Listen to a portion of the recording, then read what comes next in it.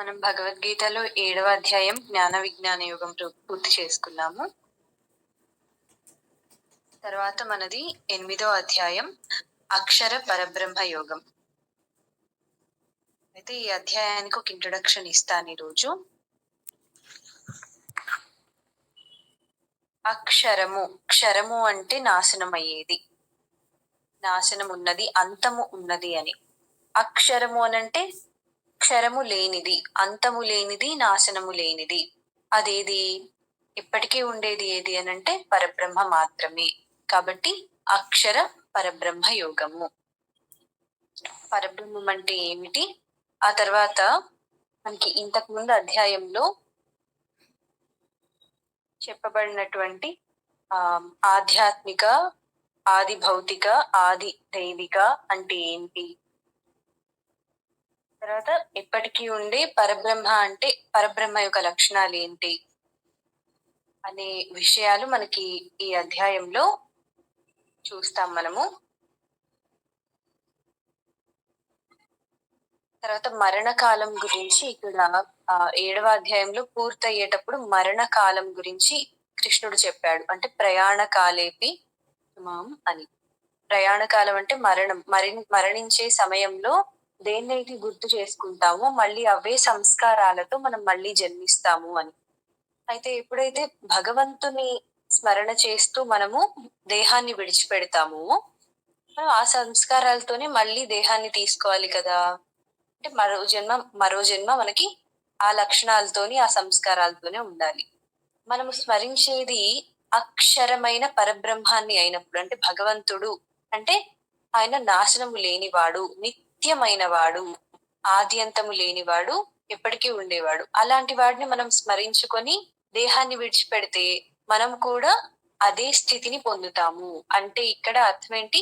మనం కూడా అదే ఆది అంతము లేని అవినాశనం అయినటువంటి అక్షరమైనటువంటి స్థితిని పొందుతాము. దాన్నే మనకి పెద్దవాళ్ళు ఏమన్నారు? మోక్షాన్ని పొందటం అని అంటారు. మోక్షం అంటే ముక్తి, ఒక దాని నుండి విముక్తి, ఒక దాని నుండి మనము స్వేచ్ఛని పొందటం. అయితే ఈ ప్రపంచంలో మనం ఏంటి, అన్ని బంధాలతో మనము కట్టుబడి ఉన్నాము, అన్ని బంధాలకి కట్టుబడి ఉన్నాము. మన మనస్సు అనేది అన్నింటికి ముడిపడిపోయి ఉంది. వీటన్నింటి నుంచి ఈ ముడుల నుంచి మనల్ని మనము విముక్తుల్ని చేసుకోవటము, విడివడిపోవటమే ముక్తి లేదా మోక్షము. కాబట్టి మరణకాలంలో భగవంతుని స్మరించాలి అంటే హఠాత్తుగా ఆయన ఎలా గుర్తొస్తాడు? మనకి ఏదైతే బాగా ఇష్టమో అదే మనకు గుర్తొస్తుంది. కాబట్టి భగవంతుడిని మనం ఎక్కువ ఇష్టపడ్డామంటే భగవంతుడే గుర్తొస్తాడు. లేదు, మనం ఉండే ఇల్లు, మన చుట్టూ ఉండే మనుషులు, వాళ్ళ మీద మనకి ఎక్కువగా ఇష్టము, మోహము ఉన్నప్పుడు మరణకాలంలో కూడా వాళ్ళే గుర్తొస్తారు. కాబట్టి ఆ సంస్కారాలతోని మళ్ళీ మనం పుడతాం. అంటే ఆ బంధుత్వాలతోని వాటితోని మళ్ళీ మనము ఇంకో జన్మ తీసుకోవాల్సి ఉంటుంది. వాళ్ళకి మనం రుణపడిపోయి ఉండటము అలా. ఇలాంటి విషయాలన్నీ కూడా మనము ఇంకా వివరంగా ఈ అధ్యాయంలో చూస్తాము.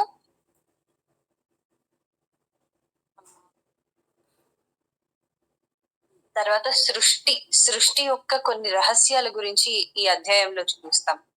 అంటే సృష్టి ఎలా నడుస్తుంది, మనకి తర్వాత దేవతలకి అందరికీ ఒకేలా ఉంటుందా ఈ సృష్టి, ఈ విశ్వం అంతా కూడా అనేది మనకు తెలుస్తుంది. అంటే మనకి ఇక్కడ ఈ భూమి మీద ఉన్నాం కాబట్టి మనకు ఒక రోజు అంటే 24 గంటలు, తర్వాత ఒక సంవత్సరం అంటే 365 రోజులు లేదా 66 రోజులు. అయితే బ్రహ్మకి, విష్ణువుకి, వీళ్ళందరికీ మళ్ళీ లెక్క వేరుగా ఉంటుంది. ఇలాంటి సృష్టి గురించి ఉన్న కొన్ని మనకి తెలియనటువంటి కొన్ని ఆసక్తికరమైన విషయాలు కూడా మనం ఈ అధ్యాయంలో చూస్తాము. తర్వాత ఎలాంటి కాలంలో మనం శరీరాన్ని వదిలిపెడితే ఉన్నత లోకాలకు వెళ్తాము, ఎలాంటి కాలంలో, అంటే ఉత్తరాయణ, దక్షిణాయన అని 2 కాలాలు ఉంటాయి కదా, మనకి అందరికి కొంచెం ఐడియా ఉండే ఉంటుంది. ఉత్తరాయణము అని అంటే వెలుగు ఎక్కువగా ఉన్న కాలము, అంటే ఇప్పుడు ఉన్నది ఉత్తరాయణమే. ఎండాకాలం ఉంది, ఎండాకాలంలో మనకు వెలుగు ప్రకాశం ఎక్కువగా ఉంటుంది, అంటే సూర్యుడి ప్రకాశం ఎక్కువగా ఉన్న కాలము ఉత్తరాయణము. సూర్యుడి ప్రకాశం తక్కువ ఉంటూ పోయే కాలము దక్షిణాయనం. వర్షాలు పడ్డప్పుడు చలికాలం ఇవన్నీ కూడా సూర్యుడు వెలుగు తక్కువ ఉంటుంది కదా, అది దక్షిణాయనం. ఈ 2 కాలాలు ఉంటాయి. ఈ 2 కాలాల్లో మనం ఏ కాలంలో శరీరాన్ని వదిలిపెడితే మనము ఆహ్, వెలుగు, చీకటి అంటే ఏంటి? వెలుగు అంటే ఉన్నతమైన లోకాలు. తర్వాత చీకటి అనేది ఏంటంటే మళ్ళీ మనం పుట్టడానికి. అంటే నరకము, స్వర్గము, నరకము అనుకోవచ్చు. అలా మనము ఆపాదించుకోవచ్చు. కాబట్టి ఉత్తరాయణం కాలంలో మనము శరీరాన్ని వదిలిపెడితే ఉన్నత లోకాలకు చేరుకుంటాము. దక్షిణాయన కాలంలో శరీరం వదిలిపెడితే చీకటి లోకాలు లేదా నీచమైన లోకాలకు మనం వెడతాము.